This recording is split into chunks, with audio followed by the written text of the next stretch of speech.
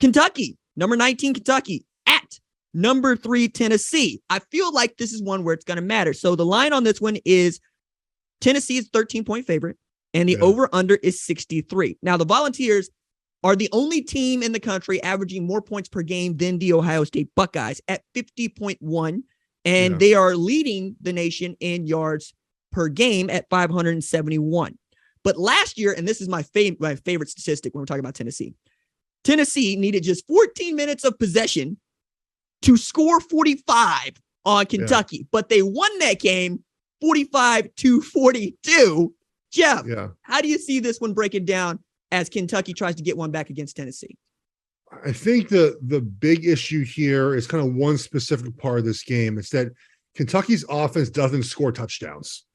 They stall out a lot in the red zone, and they're not particularly great at finishing drives with points. I'm pulling up the right numbers right now so I have this correctly. Points per scoring opportunity, they're 87th in the country. Goal-to-go rate, 100th in the country. Red zone TD rate, 94th in the country. Guess what? You're not beating Tennessee doing that, right? Like, even if you slow down Tennessee's offense, you can't. You got to put sevens on the board, right? Like, you can't put up threes on the road playing Tennessee. What makes Tennessee so tough offensively, RJ, is that they make you choose. Do you want to stop the run or the pass, right? They're so spread out. They're so wide open. They can do both things very well. If you pick the wrong thing, you try to kind of, and Alabama did this, I think, too much. We're like, we're going to play halvesies. We're going to sort of try to stop the pass and also stop the run. You're kind of a half guy short in both directions. So to me, like, yeah, you might slow them down somehow. You might choose, okay, the pass, which I would choose taking away the pass if I had a choice.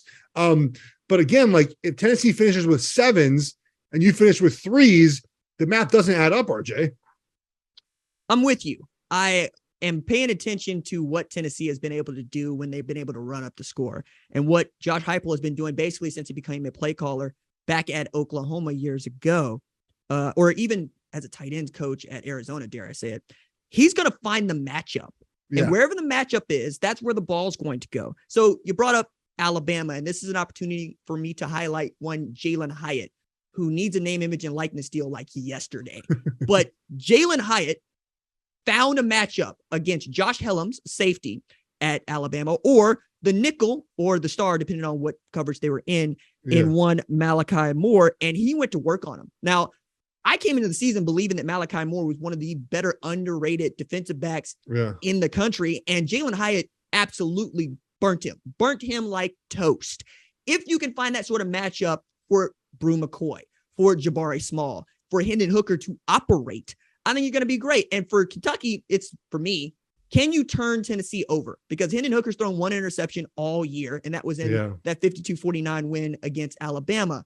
If you can get one from him or force him to put the ball on the ground, I give you an opportunity to win this game without having to score touchdowns. I think it also is fascinating as Kentucky's looking for a 5th ranked win this season. And then I took a look at it later on. They're going to play 7 ranked opponents in 12 games. That's ridiculous, Geoff. Yeah. I think it's really hard to continue to pace up each week, right? Like it's why you mentioned like Clemson earlier and Ohio State. Like, Clemson's going to have, like, they're going to defeat it, just like the way it's going to go. I mean, they don't play 7 ranked teams like Kentucky does. The reason why Hayden Hooker doesn't throw a lot of interceptions because he chooses the most favorable matchup. Oh, I have one-on-one coverage. Okay, here you go. Oh, they have too many guys. Oh, I'll hand the ball off. Like, you're not going to get him to make any mistakes, RJ. Like, it's trying to find a way to confuse him, which is the hard part too. Because if you're a guy short somewhere and they catch you, you're giving a big explosive play. Like, I would just sit back and cover 2 and hoping you get in the red zone, you play really good defense. Like, I would let them move the ball, especially on the ground, up until about the 30-yard line, and try to find ways to get him to make some mistakes as the field shrinks up. I just don't think the Wildcats can score enough. Like, that's my concern with this game. And you're on the road too. Like, it's going to be tough. I think Tennessee, though, is breaking out new uniforms. I do always wonder about that. Like, if it's not your thing, like, sometimes I feel like you shouldn't do that on big games. But I don't know. Maybe I'm biased because my Ducks always look good when we break out new uniforms.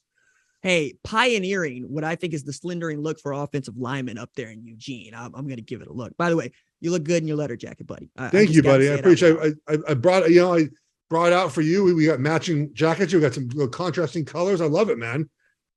We look good. As a matter of fact, someone might confuse us for Michigan State players and or alumni, but that's a great segue into Michigan State at number 4, Michigan, another big game in the Big Ten, particularly the Big Ten East, which I believe is the second best division, actually might be the best division now that we're talking about Tennessee, Alabama, Ole Miss in college football. But the line on this one is deceptively large. Michigan is a 22.5-point favorite. Ooh. And the over-under is 54.5. Now, couple of statistics, basically rivalry statistics that we need to get in here because the state of Michigan always gets up for this game. It is always the biggest game that they play outside of the game for Michigan and Ohio State. So Michigan State has won the last 2 straight meetings against the Michigan Wolverines. And since 2008, Michigan State is 10-4 versus Michigan. And Michigan State is 5-2 at Michigan since 2008. I think this is a get-right game or a possible get-right game for 3-4 Michigan State. How do you see this one going, Geoff?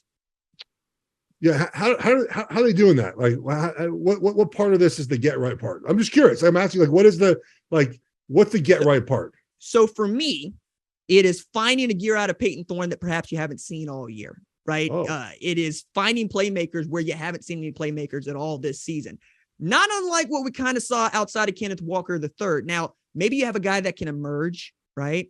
But for Michigan State to win this game defensively, you're going to have to put the shackles on one Blake Corum, and nobody's been able to do that.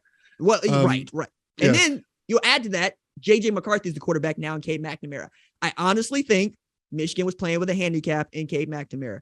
Tremendous team guy, tremendous team leader and captain. But J.J. McCarthy gives you an opportunity to make something out of nothing back there while you have Blake Corum running the football, and you've got speed on the outside in the form of guys like Roman Wilson. And, this is why they basically used their preseason this year to kindly say, like, hey, Kay, we love you, man. We won the conference last year, but, like, sorry, you're, like, put out to pasture. Like, you're done here. Here's a couple of things, RJ. So points per drive, it's important, right? Scoring points is important, okay? When Michigan has the ball, they're 7th in points per drive. It doesn't feel like that because sometimes it feels like it's like clunky on offense at times, and sometimes it takes them a little bit of time to go, but 7th, really good. Michigan State's defense, points per drive, 96. Ugh. Okay. Michigan State's offense, points per drive, 69. Nice. Michigan's defense, points per drive, 3rd in the country. Like, I just don't know outside of like a miracle. Like, they're not blocking a punt to win this game. Sorry. I don't know where Michigan State takes advantage of any flaws Michigan has, right? Like, Michigan kind of starts slow at times because their offense, when you run the ball, it takes a little bit of time to get in a rhythm. It's just part of the run game. And that's why we see Michigan at times just like kind of like Penn State, right? You're just kind of like slow and steady, then boom, boom, boom, boom, boom, you're off and running. And so I think that like that's so if they start slow, like I wouldn't fret about it, but that's the only option, right? They start slow, you force some turnovers, and you hope you get short fields. I just don't. I think when Michigan beat Ohio State last year, all these stats about the Michigan State losses, they're done. Like that, the curse was broken now, RJ. Like, I'm not worried about how they played in the past against Michigan State. I just think Michigan's a much better team, and 22.5 points is a lot. We're not giving gambling takes very much on this show. But I mean, Michigan is just not losing this game. I don't care. It's not happening unless, guys get hurt, which you can never really handicap or predict. I would have said the same thing about Maryland traveling to Michigan earlier this year, and that was a 7-point game, mostly because of the style of offense that Michigan wants to play. They'll hold the ball and they'll run the ball, which means the clock's going to run. So if you are Michigan State, look at Peyton Thorne and look at Keon Coleman and say, hey, do you guys have a few explosive touchdowns in you?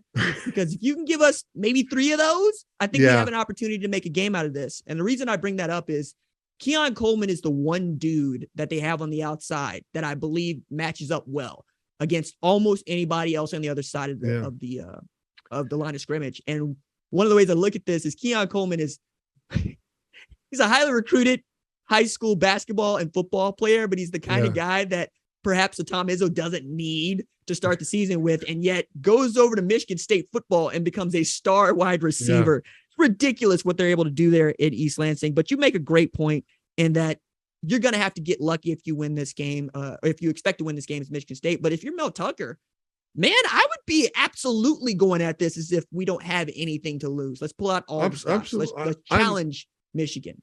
Absolutely agree. Like this is a kitchen sink game, as they say, right? Like you throw the kitchen sink all at Michigan. I just think it's tough because they're so well coached. Michigan rarely makes mental mistakes. Like they're just not one of those teams that you can kind of often trick into kind of losing the game, right? Like that's not kind of the style of play that Michigan has. They're very they're very disciplined and well coached. And trick plays work every now and then, obviously. You mentioned explosive plays, RJ. I'm beginning to believe like the sport is almost like if you can have explosive plays on offense, you can play in any game. Like it's a prerequisite to being able to compete on a national level. Like you have to have some explosive offense. Yeah, you can pickleball guys down the field, but like you got to be able to score quickly in this sport. And to me, like that just kind of disqualifies a lot of teams from my mind as having the ability to win games on the road. Like if you can't do explosive plays, you just can't win on the road. It's a good point. I also want to tip a cap to Jesse Minter, defensive coordinator at Michigan, who I think, along with Sharon Moore and Matt Weiss, could be up for the Broyles Award alongside Jim Knowles. Outstanding. Offensive line coach for the Broyles Award, please. Let's do it. Give it to Moore. Only as a co-offensive coordinator. He's got my vote. Get down. He's got my vote. Thank you for watching the #1 college football show. Please remember to subscribe to the channel and like this video so that you don't miss any of the best college football coverage in America.